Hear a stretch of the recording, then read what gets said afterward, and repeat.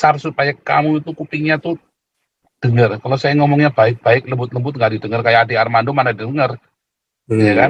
Omongannya saya didengar. Ya, apakah saya menyuruh Anda menumpahkan darah? Oh, nggak boleh. Saya suruh Anda berdiakonia dan Anda gugat tuh pendeta-pendeta yang perpuluhan itu, audit itu pendeta-pendeta yang perpuluhan itu ya, minta audit saudara ya, gugat itu pendeta-pendeta itu ya. Jangan Anda ngejar-ngejar saya suruh audit. Oh sudah, kita sudah audit. Ya, Anda sekarang gugat pendeta-pendetamu itu suruh audit tuh gerejamu, saudara ya. Itu tuh ya, pajaknya tuh banyak yang ngemplang pajak itu gereja-gereja itu. Ya itu Departemen Keuangan audit aja tuh gereja-gereja tuh si Gilbert segala macam pada nggak bayar pajak itu.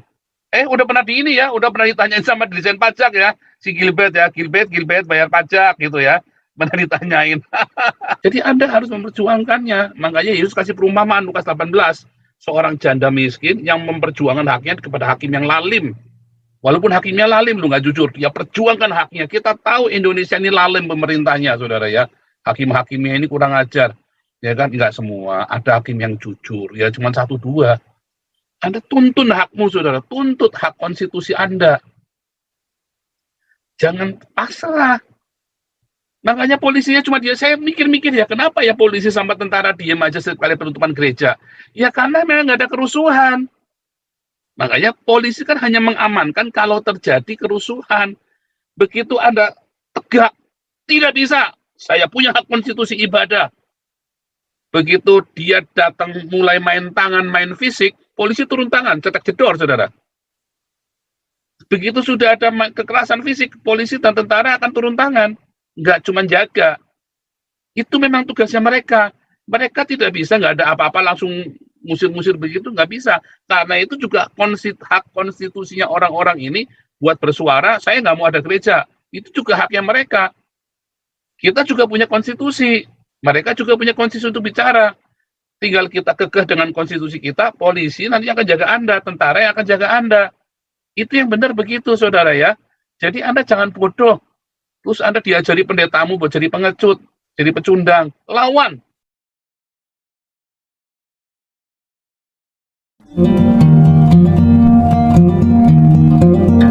Tadi Amerika. Shalom kok.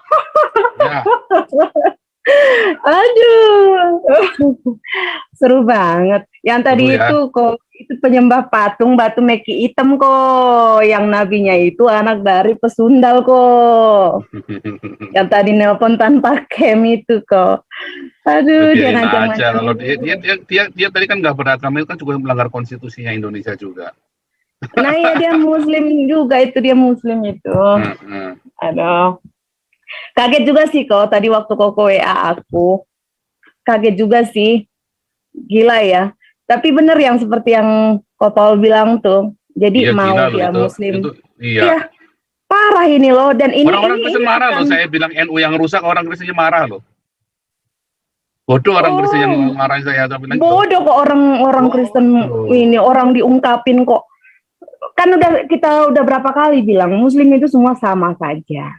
Selama kitabnya ya sama-sama Al-Qur'an, selama dia juga yang disembah itu adalah si Muhammad ya, Tuhannya dia tetap si SWT, semua muslim itu sama saja. Gitu, seperti yang bilang Ko Paul. Jadi cuman hanya seperti mata uang, koin yang cuma nunjukin tampilan depan sama belakang. Bodoh banget ya. Kan udah jelas-jelas ya itu. Aduh. Tapi beneran kaget ini. Tapi ini suratnya memang asli ya kok ya, bukan asli. Nanti karena mereka ini suka bilang gini kok, bilangnya itu palsu, hoax, diserupakan. Kayak waktu itu tuh loh kok. Kan waktu itu juga kejadiannya sama tuh kok. Surat mereka juga kan kok. Nah itu kok.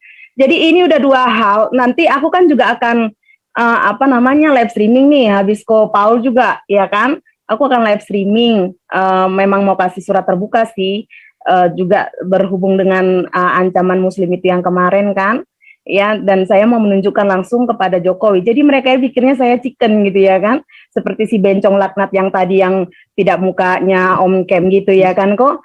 Jadi saya memang langsung mau bikin surat terbuka, orang saya aja mau mendatangin sampai ke Solo, bahkan ke Jakarta mau ngunjungin presiden, saya memang mau spesial untuk bertanya jawab tentang agamanya kayak apa ini kan gitu. Saya mau berdiskusi tentang ayat-ayat dalam Al-Qur'annya itu, ya kan. Jadi kok mau diancam-ancam orang muslim ini? Dan si tolol ini kok yang dalam room ini kepedean banget kalau saya itu di Indonesia. Ya sudah. Pokoknya saya setuju kok. Kalau ini ketika kita bilang memang bubar ya, saya memang setuju sebagai warga Indonesia. Ya memang karena saya masih WNI belum WNA. Ya walaupun tidak di Indonesia tapi saya masih WNI kan gitu. Tapi saya dalam hal ini saya menyatakan setuju dikarenakan gini ya. Kalau memang ini NKRI dan di bawah konstitusi dia adalah negara hukum, kenapa yang berlaku itu justru ya hukum Islam? Kenapa kalian muslim yang lebih ambil kendali gitu kan? Jadi buat apa gitu loh? Jangan dibiarkan juga tanah kita dan juga SDM kita, SDA kita dipergunakan hanya untuk kepentingan mereka saja, sedangkan kita sendiri kebebasan kita sebagai warga negara Indonesia yang adalah beragama Kristen itu bahkan dikesampingkan, bahkan bukan cuma dikesampingkan, tidak ada artinya sama sekali. Kita tidak berarti dibuat di negara ini buat apa gitu kan kok. Jadi ya dari saya sendiri ya saya setuju bubar kalau begini kelakuan mereka. Itu aja. Dan ya tunggu saja nanti live streaming saya sudah terbuka untuk Bapak Presiden. Saya berdoa supaya Bapak juga mendengarkan suara saya. Ya dan tolong untuk semua saudara begitu nanti saya publish upload itu live streaming, kalian sebarkan, viralkan surat terbuka saya untuk Bapak Presiden, Bapak Jokowi, ya dan juga Bapak Prabowo dan semuanya. Saya cuma menunjukkan dan bertanya terus terang, benar-benar mendiskusikan seperti apa agama Muslim yang dia puja-puja dan dia sembah ini, gitu loh. Oke, itu aja kok. Iya, ini saudara lihat ya, ini ya harga properti dekat masjid saudara turun semua tuh. Anies Baswedan sampai heran-heran. Heran apa tolol saya nggak ngerti ya. Ya kan? Rumah kalau dekat masjid pasti harganya turun, ya. Jadi memang ini kacau sekali ini negara ya. Ini negara kacau sekali. Dan saya nggak ngerti cara berpikirnya kalian orang-orang Kristen yang kemudian saya bilang NU itu sahabatnya kalian. Padahal NU itu kalau siang nutupin gerejamu itu loh. Kalau malam minta nasi bungkus sama kamu buat jaga gereja, ya kan? Kalau siang nutupin gereja. Oh ini saya bukan apa-apa, saya ngomong dengan open-open ya, saya ngomong dengan sangat kasar supaya kamu itu kupingnya tuh dengar. Kalau saya ngomongnya baik-baik, lembut-lembut nggak didengar, kayak Adi Armando mana dengar, ya kan? Omongannya saya ya dengar. Ya, apakah saya menyuruh Anda menumpahkan darah? Oh nggak boleh. Saya suruh Anda berdiakonia dan Anda gugat tuh pendeta-pendeta yang perpuluhan itu, audit itu pendeta-pendeta yang perpuluhan itu ya, minta audit saudara ya, gugat itu pendeta-pendeta itu ya. Jangan Anda ngejar-ngejar saya suruh audit. Oh sudah, kita sudah audit. Ya Anda sekarang gugat pendeta-pendetamu itu suruh audit tuh gerejamu saudara ya. Itu tuh ya, pajaknya itu banyak yang ngemplang pajak itu gereja-gereja itu. Ya itu Departemen Keuangan audit aja tuh gereja-gereja tuh si Gilbert segala macam pada nggak bayar pajak itu. Udah pernah di ini ya, udah pernah ditanyain sama desain pajak ya. Si Gilbert ya, Gilbert bayar pajak gitu ya. Pernah ditanyain. Ya Pak Teddy Amerika silakan. Terima kasih Pastor Paul, saya tertarik sekali. Pertama saya mau jawab kepada orang ateis itu ya, yang tadi itu. Cuma supaya dia ada pengertian. Negara dikuasai khilafah, mungkin kepala Anda yang mereka potong pertama. Tetapi saya bukan menakut-nakuti, bukan. Tapi Anda lihat di dunia luar sana, setelah Islam berkuasa, si khilafah berkuasa, dia akan menggunakan pedang untuk melawan orang-orang tidak sama pemikiran dengan dia, yaitu sahabi walabi. Cuma kasih pengertian lah. Yumodi itu dia tilu mata cipit warna putih ya sudahlah. Dia bilang bye-bye lah. Itu yang saya nggak usah lah kalau saya di Amerika, Pak Paul ada di Jerman aman-aman. Bukan itu substansinya. Kalau undang-undang syariah udah berjalan benar negara kesatuan mereka siap membantai kamu. Itu benar itu. Ya, yang benarnya gini, asumsinya analognya Anda lihat aja di negara-negara yang kemarin itu mereka kuasai, si ISIS kuasai, oke? Yang kedua saya dukung Pak Pastor, yang kita kalau ada gereja ditutup, jemaat itu harus melawan dalam konteks yang undang-undangnya itu kita berdiri negara Pancasila, undang-undang kita lawan dong, jangan kita diam. Itu proses pembelajaran. Bagi kita harus lawan itu. Ya, itu yang saya motivasikan kepada seluruh pendeta di mana saja, di pelosok, berani melawan. Jangan ada definisi seperti kasih pipi kiri kanan, karena itu satu bagian dari kelemahan lah. Kita harus lawan bahwa kita akan menggunakan konstitusi itu di negara kesatuan. Inilah sebagai satu pandangan bagi seluruh pelayan-pelayan di mana saja berada. Kemudian Pak, sebenarnya negara kita, negara Islam itu sudah dilindungi negara, itu tidak salah. Kemarin di wawancara ini saya menyesal dengar kemarin Ibu Sri Mulyani ini diwawancara. Tapi mungkin Ibu Sri Mulyani ini bukan dia bukan dibingkaikan seperti itu karena dia ada ketakutan itu. Ditanya oleh seorang wawancara, itu pajak gunanya untuk apa sih? Kemana aja sih? Ya dia cuma bilang untuk jalan, untuk ini, itu. Akhirnya ke pesantren, ke musola. Saya bilang, ini kerusakan negara kita. Tetapi ini bukan opini, ini benar. Yang terjadi, dia sampaikan itu. Inilah saya bilang negara kita memang udah terakumulasi dengan negara. Ya sekarang kita di sini cara untuk berteriak itu, ya tadi memisahkan diri dengan kita merdeka di setiap orang-orang yang berbasis Kristen di mana saja berada. Tapi dengan cara bagaimana sekarang kita harus supaya negara dengar. Saya di sini jujur aja, secara pun saya akan dukung Irian itu merdeka. Karena dari situlah mereka punya prinsip. Orang Irian yang di Papua itu punya integritas dari 40 tahun lalu ingin merdeka. Sampai sekarang perjuangan mereka tidak sia-sia. Dan dari sinilah kita dukung dengan asumsi-asumsi yang kuat mengapa mereka ingin merdeka. Karena kalau kita dukung bersama mereka akan mengikuti dengan daerah-daerah lain. Ya, kita di sini bukan subversi untuk melawan negara ya, enggak. Kita jalan dengan rasional kita supaya menegur negara ada salah di dalam proses penyelenggaraan negara di negara Kesatuan Republik Indonesia. Saya juga terima kasihlah kalau Bais, Bakin, dari TNI, dari Polri, dari Kementerian dengar suara kita. Dan saya juga saya terbukalah. Mereka sudah tahu saya, background saya, semua sudah tahu tempat tinggal saya di mana. Barangkali hari ini saya juga boleh ke Kemenlu. Saya bicara langsung kepada staf di sana. Saya tidak ada rasa ketakutan sedikit pun. Tetapi demi saya bilang menjaga tuh kebenaran, keadilan itu negara Kesatuan Republik Indonesia. Ya ini saya tolong Ibu Sri. Saya tahu ada 2.500 triliun pajak yang dibayarkan ke negara. Mengapa Anda katakan diberikan kepada pesantren dan musola dan yayasan Islam lainnya untuk Anda tidak bilangkan kepada tempat ibadah lain dan lain sebagainya. Ini yang saya menyesal mendengar suara Anda. Ya ini ya sebagai tambahan bagi kita bahwa teman-teman di mana saja di negara Kesatuan Republik Indonesia dari Sabang sampai Merauke, mari kita sama-sama bersatu menegur negara dan kalaupun ada penutupan gereja, mari kita berjuang bersama-sama. Saya percaya banyak gereja mainstream di Indonesia ada subsidi dari negara, tapi negara gunakan itu sebagai alat politik di dalam gereja. Bukan benar-benar digunakan sebagai alat diakonia. Tidak pernah saya dengar bangun gereja di Indonesia subsidi dari pemerintah. Sepengetahuan saya tahu, waktu saya di Manado itu semua pembangunan gereja adalah swasembada jemaat, hasil usaha kerja jemaat. Itu yang saya tahu dari pertama.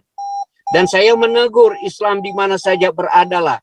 Jangan mengeksploitasi anak-anak dengan menggunakan kotak amal, berjalan ke sana kemari meminta sumbangan. Anda hanya dibodohi. Pak, di mana-mana saya lihat anak-anak Islam itu, saya bilang aja Islam itu dari pesantren mana, disuruh pakai peci, disuruh seperti orang minta-minta, bawa kotak amal, minta-minta sama orang. Kadang-kadang mereka menggunakan orang buta, kadang-kadang mereka menggunakan orang cacat. Saya jujur ya, sepengetahuan saya di Manado ada orang buta, ada orang cacat. Ya Ibu Sri Mulyani dengarlah. Mereka bawa halua, mereka bawa kacang-kacangan. Ya dijual. Sehingga mereka juga membangun usaha kecil dan menengah Ya, yang mereka ambil bahan pokok itu pertama, baru si orang buta itu jalan sambil orang beli makanannya. Ini yang dilakukan oleh orang Kristen di Indonesia. Dan kedua, Bu, saya minta tolonglah kalau mensubsidi kepada pesantren lain, digunakan anggaran itu sebagai alat produktif. Saya tahu Ibu lebih banyak menjubang ke Islam itu, garis keras dan lain, tetapi uang itu tidak dipergunakan secara alat produktif. Karena mainstreamnya orang Islam itu cuma suka yang enak. Mereka tidak mau berusaha. Cuma diingin subsidi oleh negara. Itu Ibu sudah benar-benar jujur, kita terbuka bukan opini. Coba bayangkan aja, ya Ibu, dari 2.500 triliun uang negara itu. Ke APBN ada untuk masjid dan pesantren. Masuk lagi ke APBD negara, daerah, masuk lagi ke anggaran situ APBD daerah untuk masjid dan pesantren. Uang kita habis percuma. Sia-sialah. Oleh sebab itu, di setiap daerah, saya himbau, kalau ada pusat ingin mengeksploitasi tanah Anda, berjuanglah itu tanah Anda. Bilang jangan. Kamu akan dibodohi, orang NTT akan dibodohi, orang Halmahera akan dibodohi, orang Sulawesi akan dibodohi, orang Kalimantan akan dibodohi, orang Irian akan dibodohi. Semua kekayaan negara mereka akan muat ke klan mereka sendiri. Ini bukan opini, ini suatu kenyataan yang realistis yang Ibu Sri Mulyani sampaikan waktu wawancara dengan Kik Andi. Terima kasih Pak Sentiamer sama Pak Paulsan. Ya, saya cuma bilang itu aja, saya bilang. Yang ateis tadi saya minta tolonglah, kamu jangan takutlah. Kalau kamu negara kamu sudah di peringatan dini, udah benar. Tetapi waktu Anda di peringatan dini dan Anda tidak dengar, maka terjadilah khilafah di Indonesia. Yang dibantai pertama adalah Anda saudara, bukan kita yang di Amerika atau di Eropa ini. Melainkan barangkali kita akan pulang untuk membantu saudara-saudara yang ada di sana. Oh, terima kasih Pak Pastor Paul Sang. Terima kasih. Ya, saya mau tambahan tadi ya, klarifikasi tadi ya. Kalau kamu ditampar pipimu, berikan yang satunya lagi. Ya, Tuhan Yesus itu waktu ditampar pipinya ya oleh imam besar, ditanyain, "Mengapa kamu tampar aku?" Ditanyain loh, Saudara. Bukannya malah dikasihkan pipi ini, satu lagi dihantam nih, enggak gitu loh, Saudara. Tanya, "Mengapa kamu tampar aku?" Tanyain. Waktu Rasul Paulus ditampar pipinya sama hamba imam besar itu, ditanyain, "Mengapa kamu tampar aku?" Kiranya Tuhan menampar kamu, hai kubur yang dilapur putih-putih, katanya Paulus kan. Ditanyain, ditantang loh sama Paulus. Itu kan metafora, kiasan. Kalau kamu ditampar, berikan satunya. Bukan berarti berarti Anda kalau disakiti terus Anda diem saja, terus Anda biar dia nyakiti kita lagi. Oh, salah, Saudara. Itu mental pecundang. Ya, yang bisa menafsirkan kan hanya Yesus dan Paulus. Ya kan? Masa Anda mau nafsirkannya beda sama Yesus? Waktu Yesus berkata, kalau kamu ditampar pipimu, berikan yang satunya lagi. Lihat, waktu Yesus ditampar, dia mengklarifikasi, kenapa kamu tampar aku? Itu yang namanya memberikan yang satunya lagi. Jadi Anda harus memperjuangkannya. Makanya Yesus kasih perumpamaan Lukas 18. Seorang janda miskin yang memperjuangkan haknya kepada hakim yang lalim. Walaupun hakimnya lalim, lu nggak jujur. Dia perjuangkan haknya. Kita tahu Indonesia ini lalim pemerintahnya, Saudara ya. Hakim-hakimnya ini kurang ajar. Ya kan, enggak semua. Ada hakim yang jujur. Ya cuma 1-2. Anda tuntun hakmu, Saudara. Tuntut hak konstitusi Anda. Jangan pasrah. Makanya polisinya cuma dia. Saya mikir-mikir ya, kenapa ya polisi sama tentara diem aja sekali penutupan gereja? Ya karena memang nggak ada kerusuhan. Makanya polisi kan hanya mengamankan kalau terjadi kerusuhan. Begitu Anda tegak, tidak bisa. Saya punya hak konstitusi ibadah. Begitu dia datang mulai main tangan, main fisik, polisi turun tangan, cetak jedor, Saudara. Begitu sudah ada kekerasan fisik, polisi dan tentara akan turun tangan. Nggak cuma jaga. Itu memang tugasnya mereka. Mereka tidak bisa, nggak ada apa-apa langsung musir-musir begitu, nggak bisa. Karena itu juga hak konstitusinya orang-orang ini buat bersuara, saya nggak mau ada gereja. Itu juga haknya mereka. Kita juga punya konstitusi. Mereka juga punya konstitusi untuk bicara. Tinggal kita kekeh dengan konstitusi kita, polisi nanti akan jaga Anda, tentara yang akan jaga Anda. Itu yang benar begitu, saudara ya. Jadi Anda jangan bodoh. Terus Anda diajari pendetamu buat jadi pengecut, jadi pecundang, lawan. Ya makanya ini mana nih? Apa namanya? Gabung sama Galarua pendeta-pendeta ya. Kalau ada apa-apa laporan sama Galarua cepat. Kita ini lagi bekerja terus ya untuk kita memproses semuanya, baik jalur administrasi negara maupun juga kita melalui jalur hukum. Ya, kita bersama dengan Pak Adi Nugroho, ya, lawyernya Galarua itu ya, timnya itu ya, anak buahnya LQ dulu ya. Sekarang Pak Alfinya masih di penjara juga. Harus lawan, saudara. Secara konstitusi, kalau kita melawan secara konstitusi, kita melawan, bukan pertumpahan darah. Karena pertumpahan darah juga bukan konstitusi, saudara. Ya, dan itu juga melanggar firman Tuhan. Ya, Gajah Mada, silakan. Halo, Ya, Aaron, suara saya. Merdu. Kau bilang kau menang debat, lawan domba yang sesat. Kau bilang banyak yang tobat.